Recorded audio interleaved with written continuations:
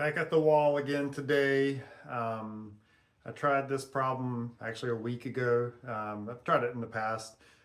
So it's the one that goes out to the big pinch, and I was having trouble keeping the right foot on. So I'm gonna finish warming up on the wall just a little bit, and then see if I can get that problem done, at least on one side today, and then work on it on the other side for a little bit. Today would just be a short session, climbing a little bit after work. So don't have too much time, but figure I can at least get some movement in. So we'll see how today goes. Hopefully I can get something done, but maybe I can at least learn something.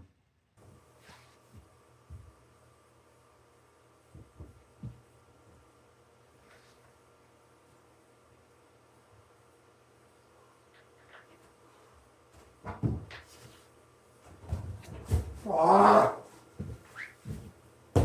Ah!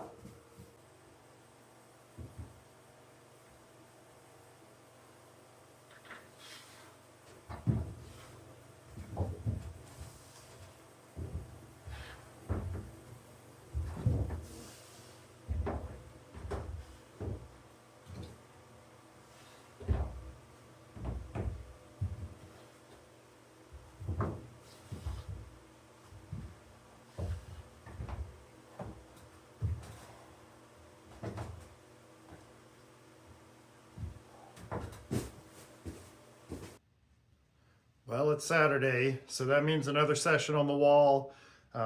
Today again is normally the smaller holds, or something that's harder in a sense. Uh, my joints have felt a little bit achy, I guess is the best word. They don't feel real bad, so I'm just going to do a little bit on that. So same one from last weekend where it's the small holds. I'm going to work on going up to that crimp above the pinch. That'll primarily be what I work on today, and then going to do some other, or try maybe one or two other problems. But one of them's one I've done in the past, but I'm going to try to skip a few holds and see. It's got a shoulder move, so that way I can work on some strength in the shoulder in that position. So that's kind of the plan for today. If those two things go real well, maybe I'll get a third in, but probably just a fairly short session, more kind of strength limit focused, and then rest and do things later today. So, I'll do some weights later today and then just rest, recover, things around the house, normal weekend Saturday stuff. So let me warm up on the wall and we'll get started. So I'm still doing part of the warm up right now, but one of the ones I want to work on, I'll just kind of do the top of it because the holds are fairly good. And I'm not going to push too hard. So if I don't do it now, that's fine. This is just trying to warm up, and that's the goal. So try to keep that in mind when you're doing things.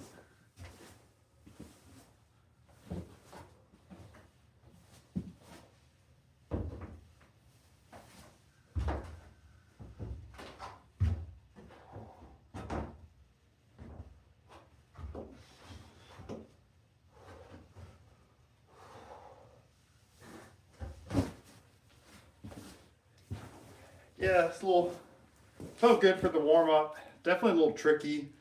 Again, that's the top of one of the problems, but it's skipping like three of the holds. So a little tricky getting there. We'll see how it goes later.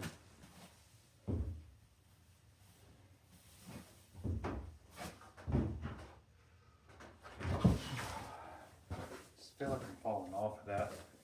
So the tries getting that hold, they they haven't gone well. They didn't go well last week, and I just tried once. It hasn't gone well today. To be honest with you, I think I'm scared to get that hold. I'm afraid it's going to hurt my fingers. So what I'm going to try to do is use a little bit better hold for the right hand and just do the move a few times. Hopefully I can, and maybe that way it'll help out on the fear side of things, and then maybe I can do it after that. I've done this move before, so I'm not sure exactly why it seems scary, but it does. So let me try this, see if it works.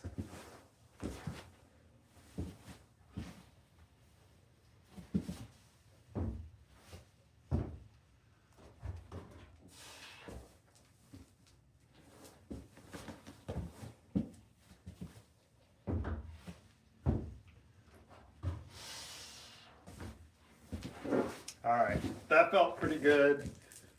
The other thing, I do feel like I'm slipping off the foot rail. I didn't feel like I was slipping off that yellow old font hold from Pusher. So let me see if there's a way I can not slide and see if I can do it. I'll do a couple on the other side. I won't film them since it's just the same thing.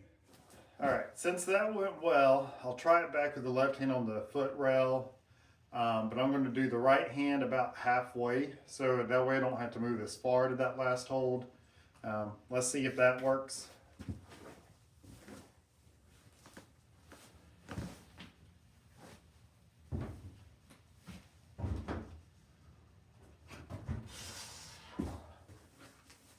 All right, that was good. I'll do the same thing on the other side.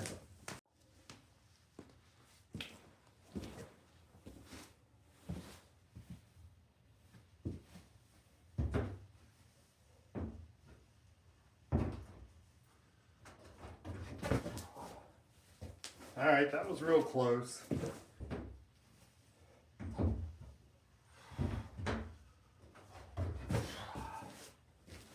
All right, so I used, well, let me grab it.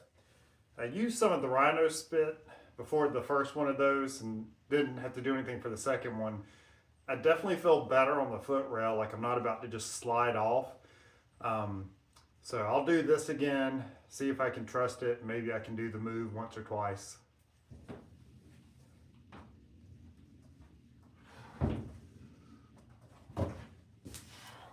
Ooh, so close. Maybe rest and do it one more time.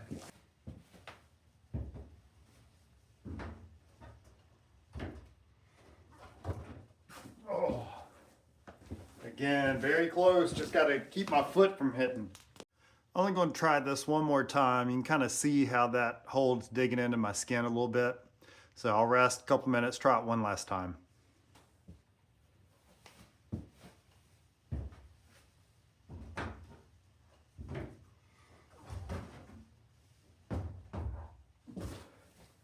All right, that was good. I mean, I didn't get the feedback on, but I really just want to be able to hold that. Fingers felt good, so that'll help. Hopefully my brain, my body learn that that move is fine, not be fearful next time, because that outcome was good. There was no pain, no anything. So hopefully that'll be a good cue for some neuroplasticity in my brain to learn something new, since that outcome was different than what I'd expected earlier.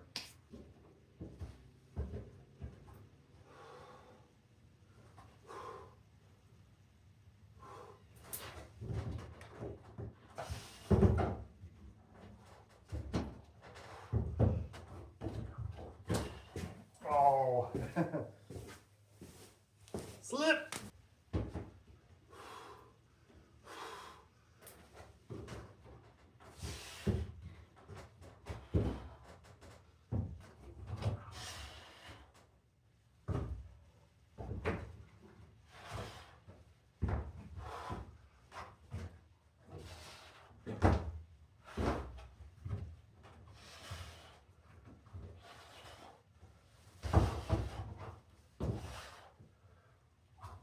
Oh, that's the hold. All right, so I'm gonna let that be it for today. Little distracted, so can't quite get fully into it. So from that standpoint, I'm really pleased with what I was able to do today, able to do that move to the crimp. And then also on the last part, everything looked good. Wasn't sure I was gonna be able to cut my feet to bring my left foot out to the jug. And I just missed that great hold. I went too far and missed it completely. So I'll take those things. Short session kind of sounds good. So one thing you guys can learn from this. So there were some principles from pain neuroscience that I used today. So this kind of plays a part when we're talking about pain or chronic pain, or how your body responds to stress, different things like that. The basic idea is the brain's always looking for a threat. And so in my case, on that hard move going to the crimp, I had a few different things going against me, and they were threat or danger signals going into the brain. So then it responded in the best way to protect me, try to keep any damage from occurring. So, I was, like I said, a little afraid to grab that crimp. It's a little bit small. I know that I'm probably not going to be able to keep my feet on, so it's going to be weighted pretty good as well. And then the other side of it too, on that foot rail, my left hand felt like it was going to slide off. So if I pulled hard on it, it felt like it was going to go, well, that would kind of be a nasty fall. So I think, subconsciously, brain knows that and wouldn't let me pull too hard. So, I was able to modify the move, use some different holds to kind of learn the move. So that works kind of from a strength as coordination or motor learning kind of aspect. So you made the move easier in this case to kind of learn it, and then made it a little bit harder, and then finally the move itself. So those things are helpful and you can use that. But by making it easier as well, I also made it safer. And so I think that's part of the reason why it allows you to do it. So yes, the hole was bigger so I could do it more easily. And it's a whole lot easier to keep feet on when I can get that much through that hand on that yellow hole, whichever hand it was. But once you go to the foot rail, you can't keep that pressure on there as easily, or I can't, because I'm having to do more this way. So I'll keep working on that, because hopefully I can keep that foot on and make everything a lot easier. But then the second side of it too, using the spit.